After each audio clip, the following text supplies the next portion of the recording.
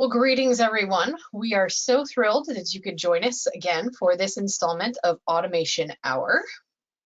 So before we get started, let's just run through some of our logistics. So Daryl, if you'd like to advance us to the next slide, please. We will make sure that all lines are muted. However, we do encourage you to interact with us. Please either post your questions here in the Q&A questions widget, or you can also post them to the Salesforce Automation Hour Trailblazer community. And as always, once the session has concluded, we will post the recording to our YouTube channel. So as always, we invite you to join us wherever it works for you. We are on the Trailblazer community. We also have our website, and we are on Twitter and YouTube as well. So next up, we want to make sure that you know about our great lineup for the first half of the year. So please consider going to Automation Hour and registering for any of our fantastic presenters.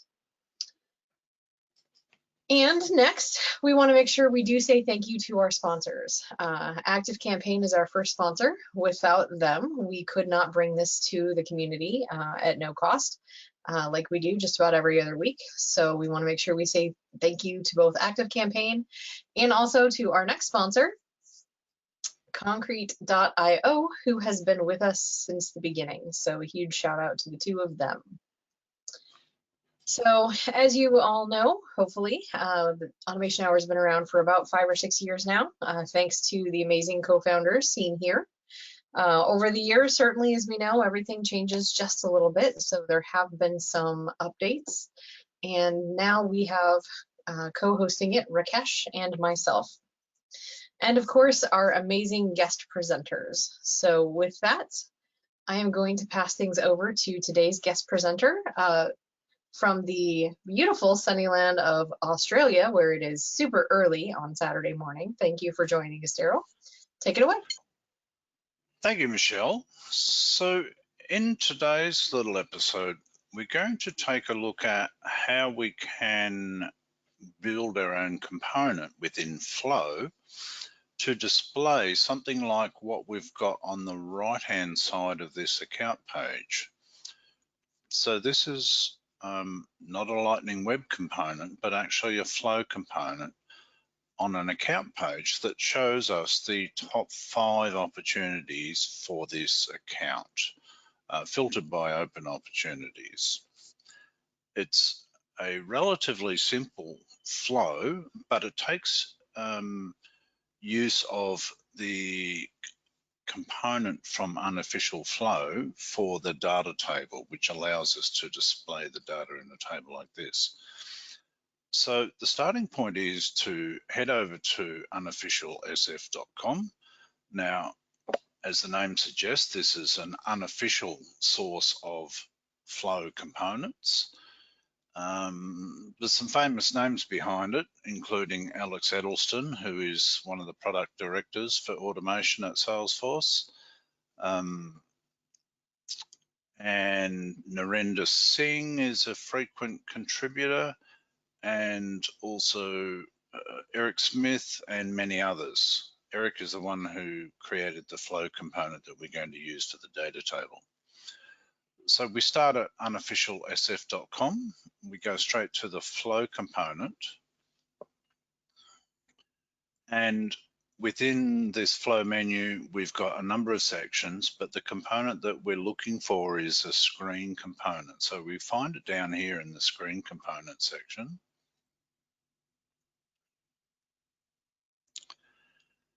And you can see there's a number of components here, including some interesting ones like confetti, if you've not seen that before. I know that's a favorite of some. So likewise, when you close an opportunity, if you've set up the path and you have confetti at the end of it, this is a component like that, but offers a bit more functionality that you can add into your flow. However, the one that we want is the data table, this one here. Just while we're here, this list is fairly dynamic. So as these features are upgraded and changed, and some of them may be even absorbed into the core flow product, you'll notice that some of them from time to time get deprecated, upgraded. Okay, so things like this component here is now part of the base pack.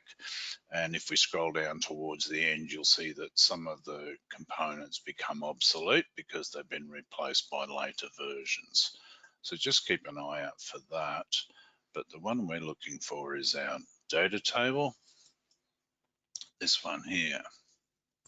Created by Eric Smith from Gears CRM. Eric's an architect over there, does a fantastic job of building great little screen components for us.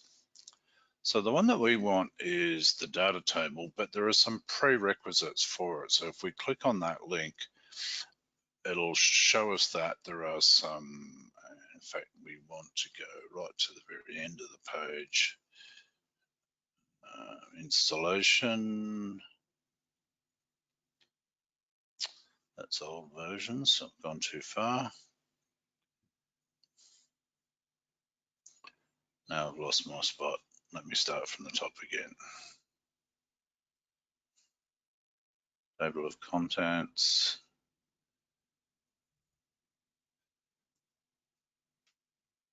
Oh, here we are, installation. Okay, so there are two prerequisites that are required before that we can install the data table. So you need to install the two prerequisites, the Flow Actions base pack, and then the Screen Components base pack. Then you can come back and install the data table itself. Just have a quick look at what those look like. So there's both a managed package for a production or a developer org and a managed package for a sandbox connected to your production environment. So that's the first one, and the second one's right underneath it as well. It likewise has an unmanaged package for your production or developer org or Trailhead Playground, and also an unmanaged package. So when you have both of those installed, you can then go back to the data table itself and install that. Again, you've got a choice of a production or a developer org or a sandbox version. So 3 things to install: the actions base pack, screen components base pack, then the data table itself. One thing to check then is in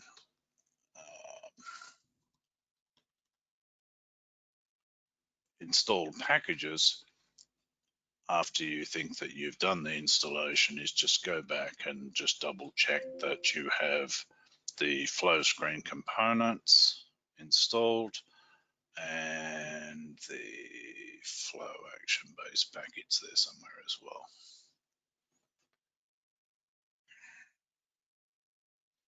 Somewhere there, there's 2 of them. So just make sure that you've got, just double check those names and make sure that you've got both of them. I've got a few extras in there as well.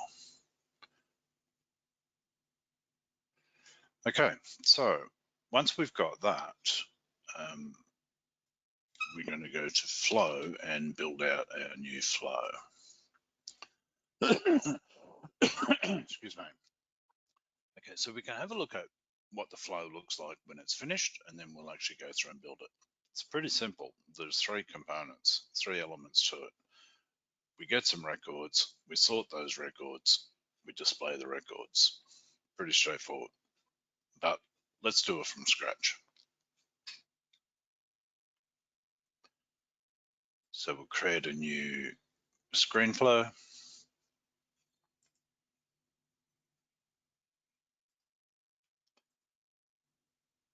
Not on the latest release yet in this environment.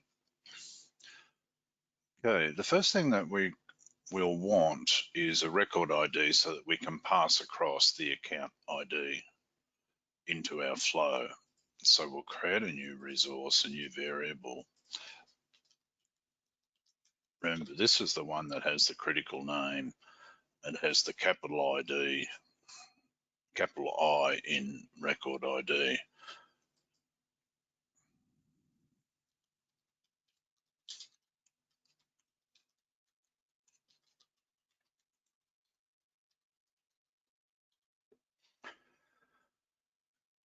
Now, previously I'd always been selecting text for this and just passing across the ID of the record. However, I've discovered that you can actually use record and pass across the entire record, which is much more helpful because then I don't have to do another get record inside my flow. So now I've got the entire account record stored under this name. That's helpful. Okay, so we're on an account page. We've passed across the ID. The next thing we want to do is to get our open opportunities. So we'll select a get records so that we can get our open opportunities. If I can spell correctly.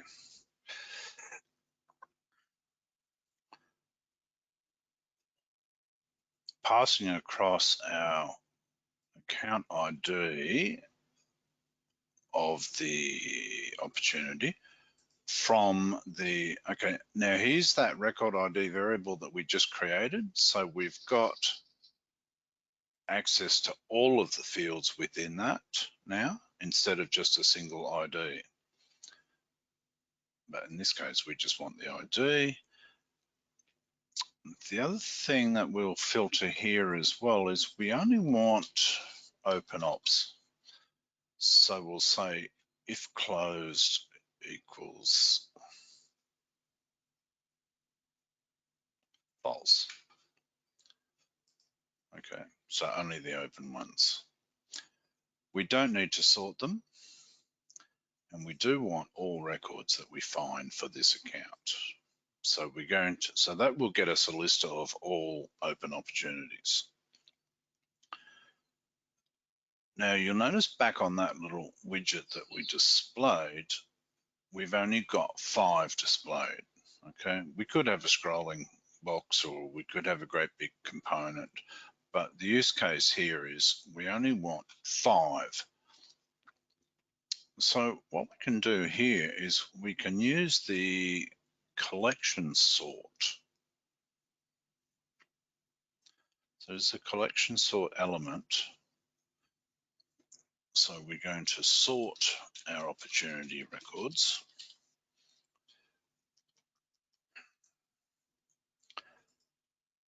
And it's that collection, so those opportunities that came back from our get open ops element.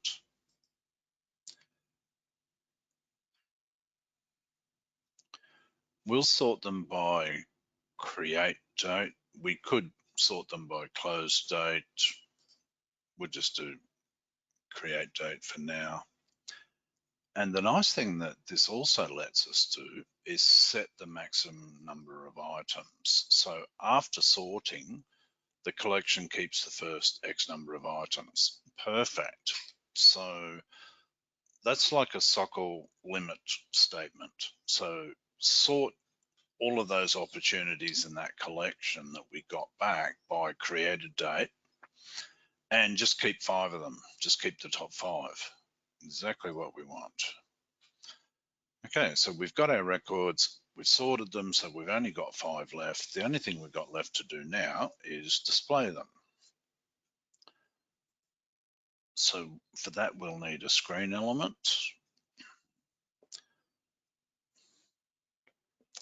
Just going back to my notes.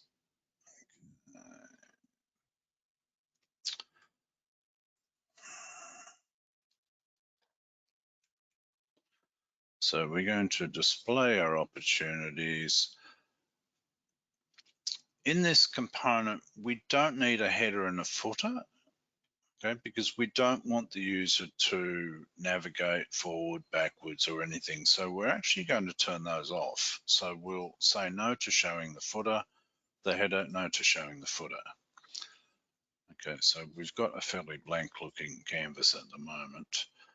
Our component that we installed appears here now because we're using my domain.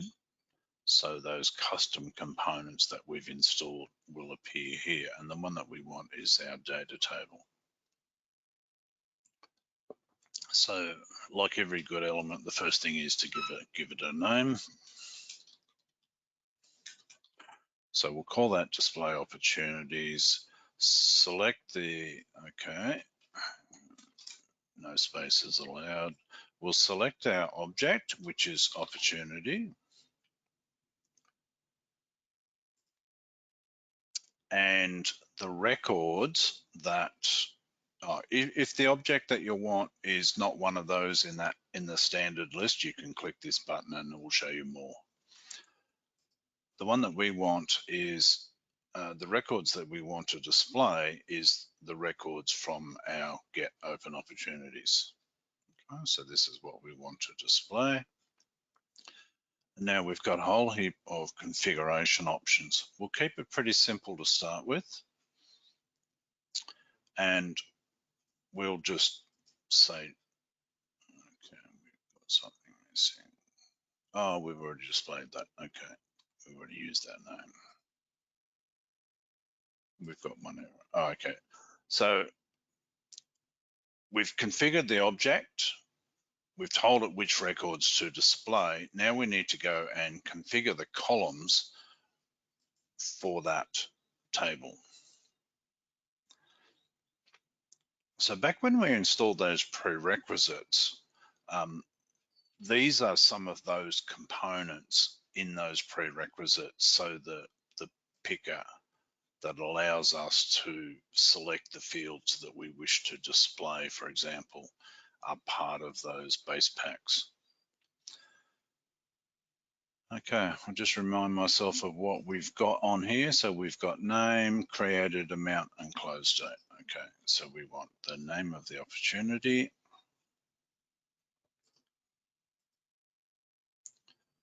We want close date was in there somewhere. The amount was in there. And I think the created date was in there. Let's see if we've got them in the right order. Name, created amount, and closed. Swap those around. Name, created amount, and closed. Okay, so now we've selected the fields that will display in our table.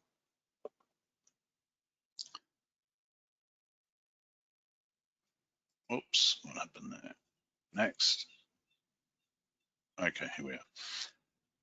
And here's a sample of what the table is going to look like, and we can now do some additional customization here.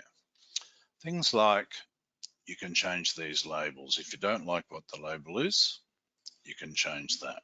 So there's an option there. You can change that from name to something else.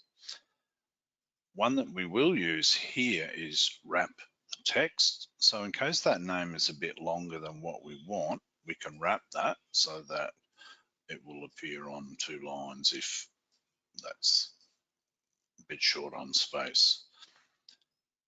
So you can adjust the width of these. If we don't want the time on there, we just want the date, then we could trim that back a bit. We could even change that label, and we could just call that created if that's what we want. Our amount field's a little bit big, we can trim that down, and our close date's a little bit large. We'll keep an eye on this total figure down the bottom here because we've only got a fairly small amount of screen space on that page to display what we want. So I need to keep an eye on that, and I'll probably do go a bit of to and froing to get that just right. Other things that you can do in the headings as well is you can select an icon for them.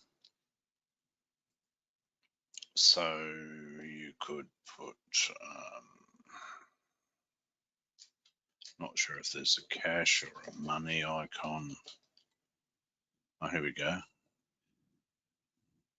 So we can put a little money icon there. We could put a little date icon. There's email icons. There's a whole bunch of icons that you can use there as well. You can also do alignment, so left, right, center. And you can also allow inline editing, which in this case is not appropriate because we don't want them to actually edit the opportunity, but that is possible. And you can also allow filtering as well, so that they could do some further filtering when they click in the rows of this table. Okay, again, not something that we need in this one. There's also a button down here that helps you get these numbers nice and round. So if you like the numbers to be rounded out, they'll round them out to the nearest 5. And again, we're keeping an eye on our total width there of 565. That may or may not be big enough. When we're happy with the layout of that, we'll click done and go back to it, and then we can close that window and go back to our table configuration and formatting. And there's a bit more that you can do. You can display a header on the table. So we could call this top 5 opportunities, for example. We can change the icon. So we can go and select a different icon if they're. We can actually within here also control the number of records to display, but I think it's far better to do it in the collection sort, and then all the table has to do is just simply display them. We can have a border around that, which we've left turned on. Now, the way the table actually behaves, you've got control over that. So you can make it required so that the user has to select some records from that table if that's what's needed. For example, if you're using this table to select records for deletion or select records for update or something, you can make it that they must select at least one before they can proceed to the next screen. You can have it set for only single row selection. So where we've got a number of records displayed on the table, there'll be a checkbox similar to these on the left-hand side. And if you select this option, then they'll become radio buttons and you'll only be able to select one. We'll leave that turned on. We'll see what it looks like and we'll come back.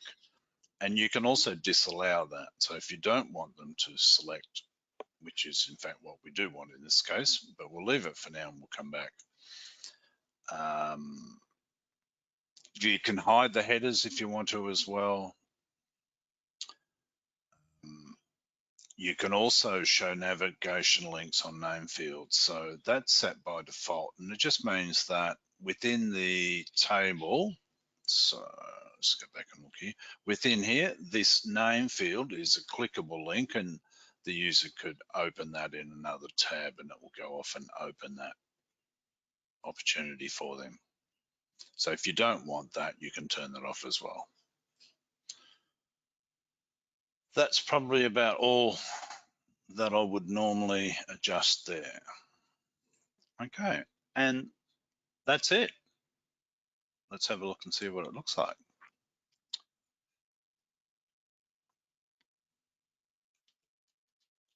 Give it a name.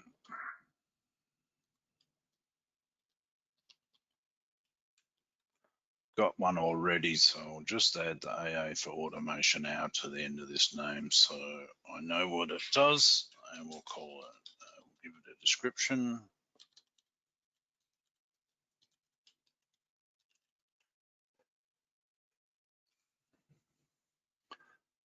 Okay, and we'll save that and we'll activate it. Okay, if we run that now, it will be prompting us for an account.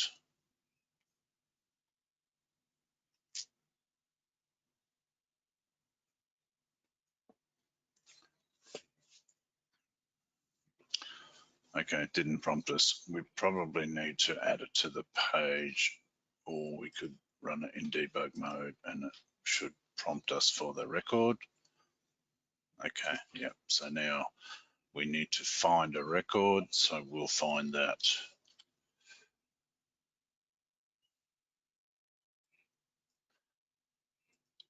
There it is, there's our record. And this is what our table is going to look like. Now we haven't put it on the account page yet, We just run it in debug mode.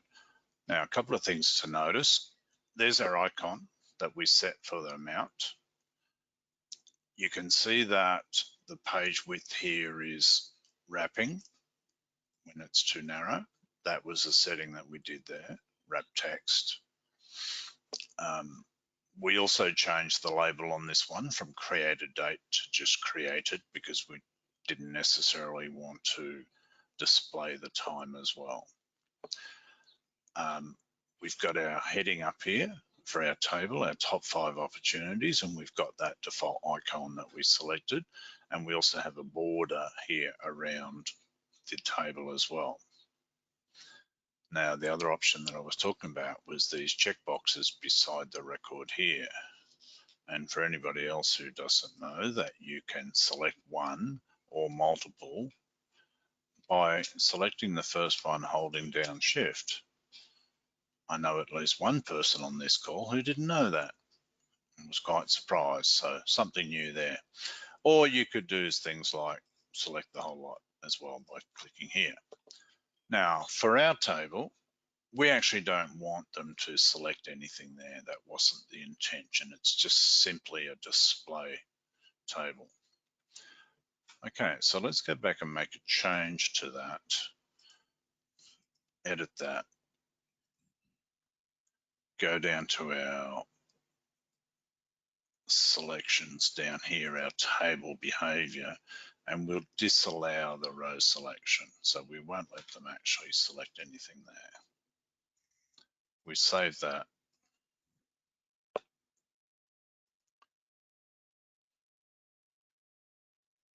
Run it again in debug mode.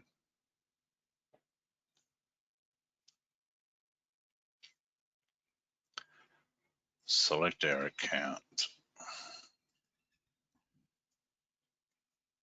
Okay, so now our buttons are gone. Our checkboxes are gone from the left-hand side.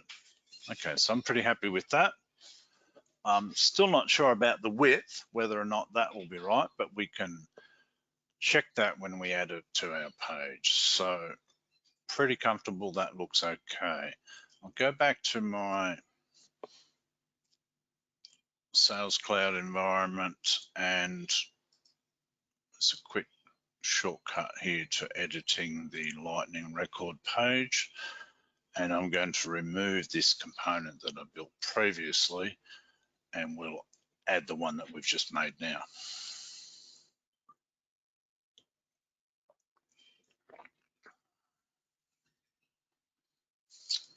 Okay, so there's the existing one. I'll just get rid of that. Okay, so here's our Lightning page for account, and we're going to add our new flow component. I'll just grab that, drag that up there, and select the correct flow. Account, and it was the display 5 ops with AA on the end of the name for automation hour. Okay, we need to just watch this one here. We need to pass across that record ID into the flow. So check that box. Okay, if you don't do that, you're not going to find any opportunities. Okay, save. Changes saved. Okay, let's go back. And now we've got our new component. Top 5 opportunities. Oh, it's got checkboxes there. I just wonder whether we've got the right one. We'll just refresh the page. Okay, still got checkboxes there. Let's go back and have a look. We maybe missed something here. Have a look at our data table. Might need to reactivate it. Sorry, Michelle. I said you might need to reactivate your new version. I don't know if that might have been it. Grab a new version. Could be. Let's have another look. We've saved it and reactivated. That's generally what I forget to do. There we go. Bingo. Perfect. Thank you, Michelle. Okay, so here's our new component. We know it's the new one because this one's got the $ icon beside the amount. You notice that it's a tiny bit too wide because it doesn't quite fit. We've got that little scroll bit there. I guesstimate that's around 20 pixels. So I'm going to go back and edit that, change the width. So I have to do that in here in configure columns.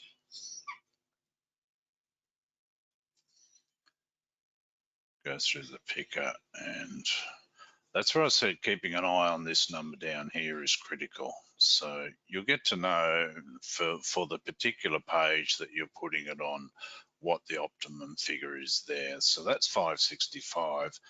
So I think I can afford to trim down the amount page by about 20.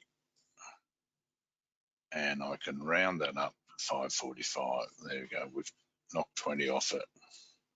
Done, done, done, done. Save, save. Activate. Go back. Refresh. Bingo. Now we have the width fitting perfectly. There's no scroll. There's only 5 records. As I mentioned, we can click on any of these links to display those records. So that in a nutshell is how the data table can build a nice, neat little component for you without having to write any Lightning Web components. As you can see, we've taken about 30 minutes to build that out, but of course we didn't have the components and things installed. And we went through that fairly slowly and we went over it several times. So realistically, that's probably about a 15-minute job to build something like that. I'd be interested to hear from any developers on this call how long it would take them to build something similar as a Lightning Web component. And in fact, I'd challenge them to build that in 15 minutes. Well, thank you, Daryl. We have a ton of questions rolling in. So are you ready for us to go through some of those? Absolutely. Perfect. All right. Well, first up, we have a question from Pavel. So in order to use flow components from unofficial.com, do I need to install the library packs or is it only for some flows?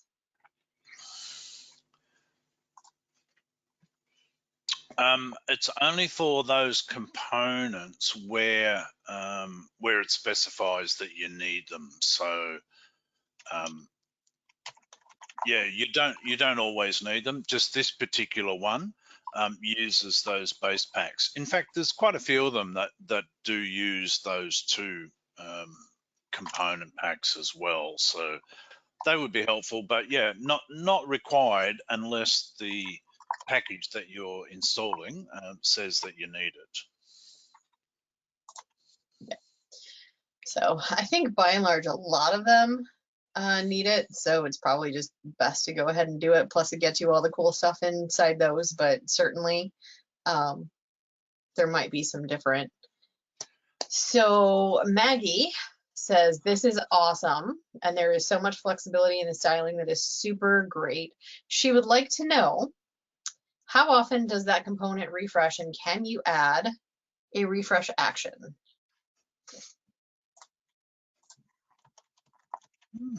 Good question. It only actually refreshes when you refresh this page. I'm guessing that you could add a refresh action to it if you wish. Or you can just simply refresh the browser page. Yeah, not 100% sure. So we have a guest celebrity on the call. Datatable author Eric Smith is here with us. Hi, Eric. Oh. So sneak peek, and I'm going to hashtag safe harbor this even though it's not officially Salesforce. Refresh is coming, according to Eric. Oh, there you go. Awesome. Thank you, Eric.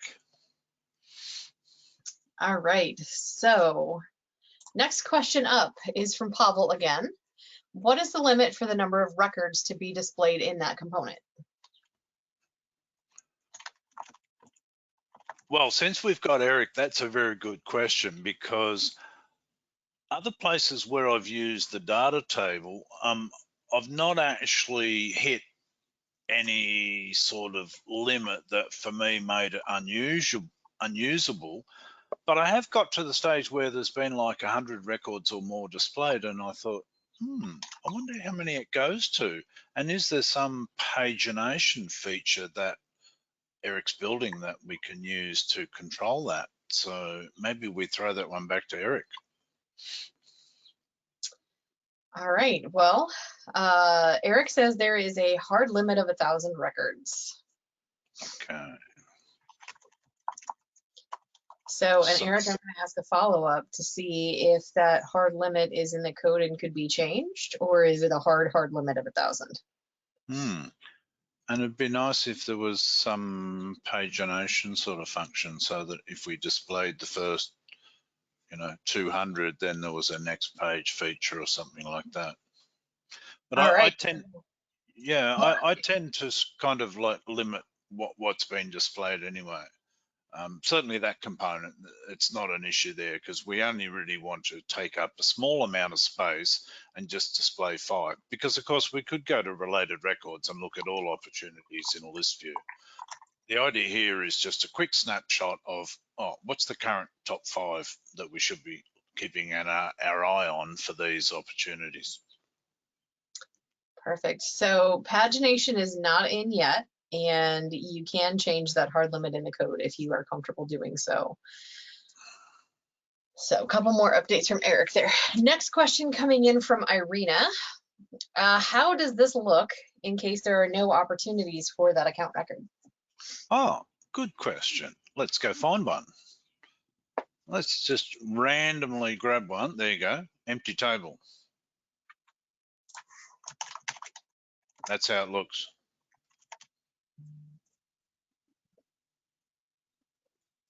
So I wonder if there would be a way with that. Can you use conditional visibility on a flow in a Lightning record page? Now that's a good question, isn't it? So the question being, could we use conditional visibility on this entire component? Well, we could if we had a counter of the number of opportunities for this account. And I've got a feeling I might have one somewhere. It's not displayed. We've got a count of related files. We've got a count of related contacts. If I had a counter on the account record, what I could then do is edit that page. I could do conditional display, go away, on this, so I could add a filter, and I could say if opportunity count.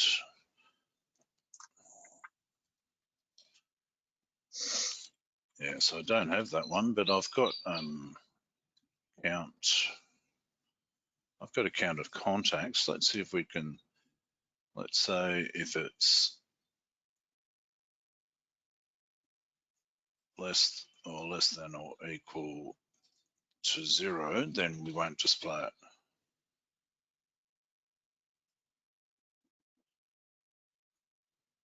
No, we've got that back to front, haven't we? Okay, so if we've got some contacts, then now we're using the wrong field, obviously. We really want opportunities, but we haven't got a counter for that on this board. So we'll just try that.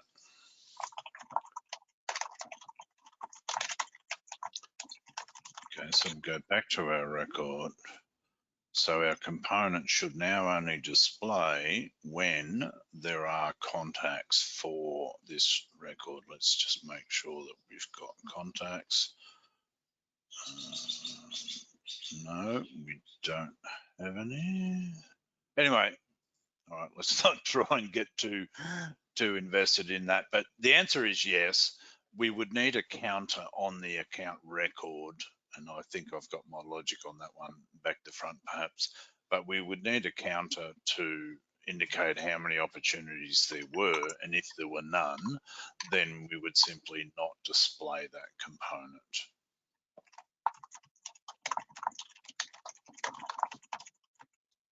Perfect. Okay, so next question coming in. If the user selects a record or two, how are those selections fed back to your flow? Okay, so let's go back to our widgets. Okay, so the idea of this component is not for doing things with these records. It's merely a reminder of, hey, this is the stuff that's coming up. However, because we have enabled the links here, if we click on that link, then it will open that in a new tab automatically, and there's our opportunity record. So it is usable. You can jump straight into that from there. There are other uses of the table, and Michelle, we touched on this the other day. There are other uses of the table where you might want to actually do something with those records. And we can just jump back to a little flow that I built the other day that was around deleting records. So this flow does something similar in that it gets a bunch of leads, displays them, and then gives you the option to delete them. So if we run that, you'll see the type of functionality that can be used. And I think maybe this answers your question. So in this one, our data table displays a list of leads, and we've got 18 leads. From memory, these are ones that have not been converted.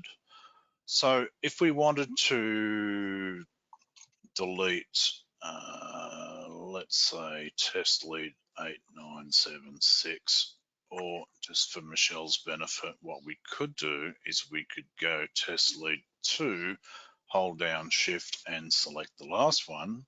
So now we've selected all of those. We could hit delete, and we pass this into our flow, that selection. So off the back of the table, there's a collection of selected records, 10 of them, and we could then pass those through and delete them. And now we have only 8 records left. So basically in there, we did similar thing to what we did with the opportunity display. And we just had a couple of decision elements there to confirm, and then we proceeded through to delete. I hope that answers the question, what we can do with those data tables. So not just a display component, but it can be like something that you do some action on as well. It's very flexible. Awesome. All right, so a couple more questions have come in. Again, from Pavel. Question to the component author. So Eric, you're getting put on the spot here. Daryl, if you know, please chime in. Is it possible to give the columns a relative width so that it scales to the various width of the screen? I don't know. So Eric did chime in with yes, and additionally, you can also select the column attributes in the advanced section and hard code your widths in there as well. So lots of functionality and flexibility with that. Awesome. So next question from Jessica. I told you these are just rolling in left and right. Jessica would like to know, can't we do inline editing with this as well? Oh, glad you asked. Of course we can. So back on the flow, in the display, yes, we can, and that's a really great question. I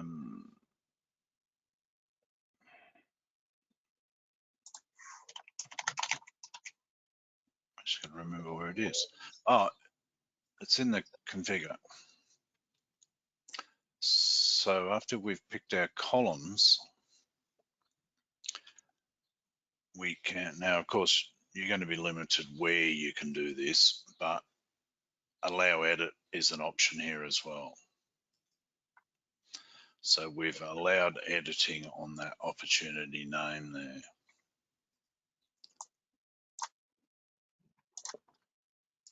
right, so then to confirm, once that inline edit has been made in the data table, there would need to be an update element to pass that updated information back to the database, correct? Correct. Yeah. Yeah, I was just thinking that in the back of my mind. I was thinking, we could edit that, but I don't have any save functionality here. But yes, exactly right. You would need to do that. Again, this example was one to just simply display 5 upcoming opportunities that the salesperson needs to keep their eye on. It wasn't designed as an edit type component. But yeah, you can use the data table to do exactly that.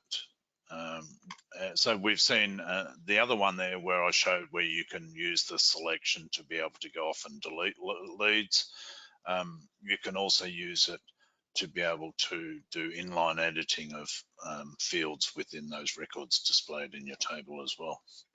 Great question. All right, more coming in from Pavel once again.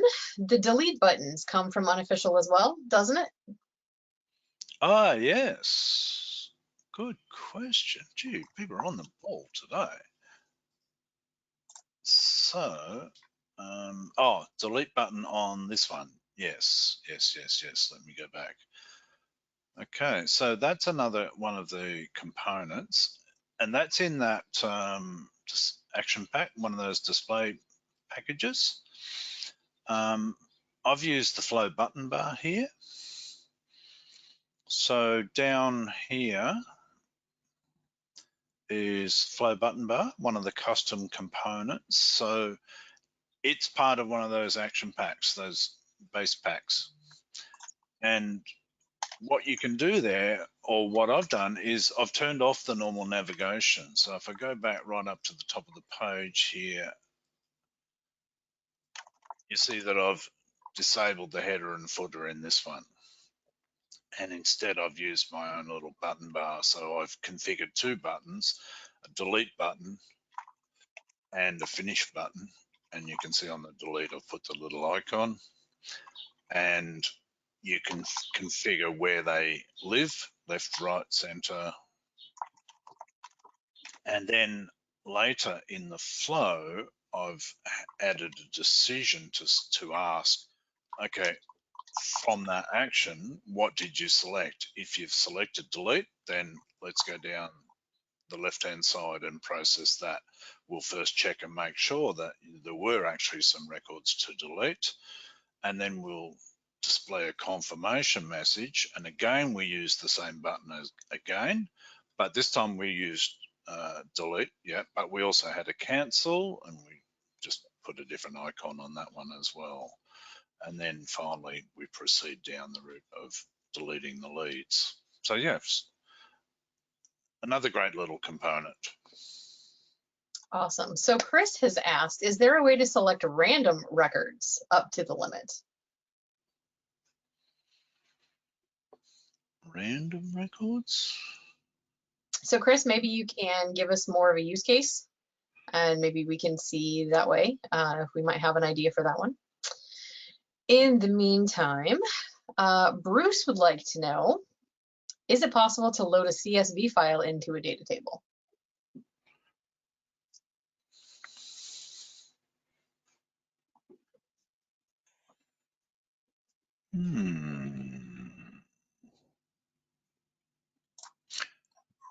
It's certainly possible to build a flow that takes a CSV file and adds those records to an object that could then be displayed in a table. So for example, if you wanted to use it like, I'm not sure what the use case is, but let's say, for example, you've got a whole bunch of leads come in from an event or something like that, and your users got them in a CSV file, and you want to load that file, but then you want them to go through and critically check which ones they want to create as leads. Okay, so if that was your use case, what you could do is load them into a temporary table. So there is a CSV component in UnofficialSF that you can use to load that CSV file.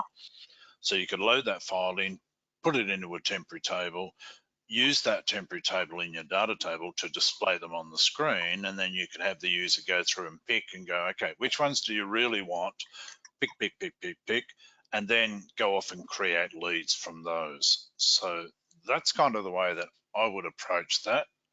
Not sure whether Eric has got a direct display from CSV, because I think that component, the data table component, is built to use an existing object or a custom object that the user's created. So I'll leave it to Eric to see if he can add anything extra to that, but that's the approach that I would probably take. All right, so Eric did chime in with a yes, but as we all know, that's usually the answer to questions. You would need to format it as JSON, and he did indicate there's a post that you can Google that would show you how to do that to be able to basically display a CSV in the data table. I have that, and I will be posting that link in chat here momentarily. So Chris followed back up for his random record question. They have a need to perform audits each year on random organizations up to a limit of like 100. So he would like to be able to do that in a flow to allow the department to work on them in this manner and be able to kind of show them that way. Okay. There was a random number. Probably won't be able to find it now. It's not in here. I think in that there's another section. So this was screen flow components, but there's also some installable actions. And this shows, these are Apex actions that you can call from flow, because I did actually use one of these once to get a random record. Of course, I can't find it now. But there is an action that you can do. Is it in the collections? Find record, yeah. There you go, get random number. What I was able to do this with this is I had some records in just a small table, and they all had a automatically generated number, so they were numbered from 1 to whatever. And I was able to generate a random number and then do a get record based on that random number and pull back one record randomly from that. If your records don't have a sequence number,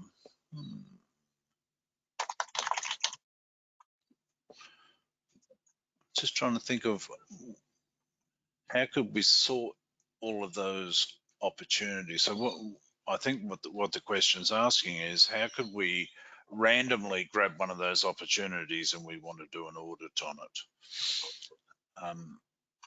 Any random number sort of method is a bit arbitrary anyway. There is not really any true random number. They're all based around something. But if we did some sort of sort on those records and then grabbed the first one, so if we did a sort by, I don't know, name or in reverse and creation date or something like that, just to sort of jumble them up a bit, we might be able to get a pseudo sort of random record that way. Yeah, definitely an interesting use case for sure. Might take a few of those actions and components mixed together to make it work. So yeah. Let's extend an invite for you to come onto Automation Hour and show how you made it happen, Chris. Good answer, Michelle. Always throw it back at the audience. Okay, so one from Terry. You showed the use of RecordId as a record variable. You're saying that will populate all the fields from the record as opposed to just the record ID as a text string. That's an awesome tidbit and greatly appreciated. So I just want to confirm here, if I can, because my understanding is you can do that on screen flows with that little checkbox that says pass in all record fields. Yep. So that wouldn't necessarily be something that you could do for like launched from an action or record triggered or anything like that. Well, if you think about if you think about it, for a record triggered flow, you don't need it to do it, Right. do you? Because you've got the record that triggered that flow. So this is more applicable to screen flows. But Right. yeah, I don't know where this came from. I just out of the blue somewhere. And in fact, what I had done is on my Learning Salesforce Flow course, I'd accidentally used it and not realized. And then somebody asked a question. They said, "Hey, Daryl, how come in one of your flows you use type text and then another one you use type record?" And I thought, oh, I did too. And then I sort of dug into it and had a look and go, oh, hey, I should always use record, because then I don't have to do a get record as the first element of my flow, because I've already got the entire record that called the flow to start with. So yeah, I would say as a default, when you're doing, when you're creating a record ID variable to pass the ID of the record that's calling your flow, yeah, always use record, because it'll just save you one extra element in your flow. You'll have all of the fields of the record that you've got. So even if you just want to display the name of the record, if you're using just the default text, the earlier option, just using data type of text, well, then you have to do a get record just so that you can just display the name of the record. Whereas with this method, you've got the entire record, so you can display name, you can display whatever you want without doing another get. So yeah, really helpful. Not sure when that came in, reasonably recently. Awesome. Yep, there's a lot of, this is super cool. Pavel has said that we are convincing him to start using unofficial components, and that we've taught him it's much easier than previously thought. So I have invited him to join the club and drink the Kool-Aid with us. Good stuff. I think we've got time for another question, Michelle. Have we got any more? I am double checking. I am furiously going through our questions panel here, because there are tons and tons and tons.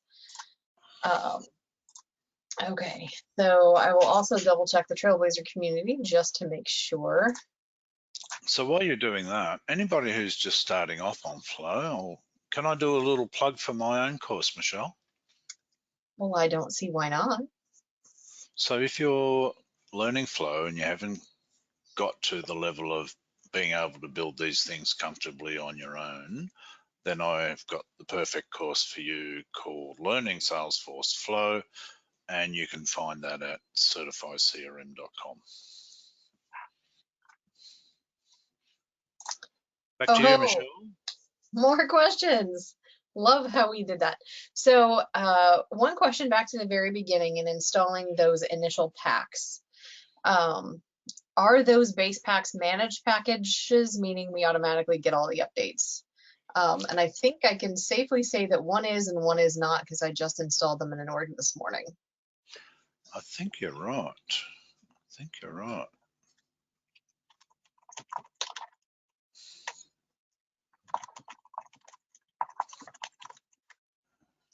So let's just go have a look. So the Flow Actions base pack is a managed package, and the screen components, there was a good reason for that Eric had mentioned somewhere. There was a good reason why. I don't remember what it was. I think it might be because there's a lot that you can configure. So if there is something in that base pack that you need to be able to modify for your own use, if it's managed, you can't. But if it's unmanaged, then you'd have the ability to modify the source. That would then allow you to modify some of the other components, is my guess. Sounds good. Let's roll with that until somebody tells me I'm wrong. Yeah, I think that's the answer that Eric gave, something along those lines. Perfect. All right, so we will do one last call for questions. We are at the top of the hour, so we appreciate y'all sticking in here with us today. This has been a fantastic presentation, Daryl, so thank you for getting up super, super early on your Saturday to do this for us. Oh, Eric chimed in with the answer. Perfect. The Apex actions are managed because of test class coverage. Oh. So like code limits. So we are getting confetti and mucho thank yous, fantastic content, and very easy to follow. So Daryl, again, thank you so much for joining. Everyone attending and watching, we appreciate you being here as well, and we hope you all have a wonderful rest of your day. And don't forget, if you do want confetti in your flow, there's a flow component for that too. That's really cool. It's very addictive. All right, we will catch you all on the next episode. Okay, thank you all. Thanks for joining.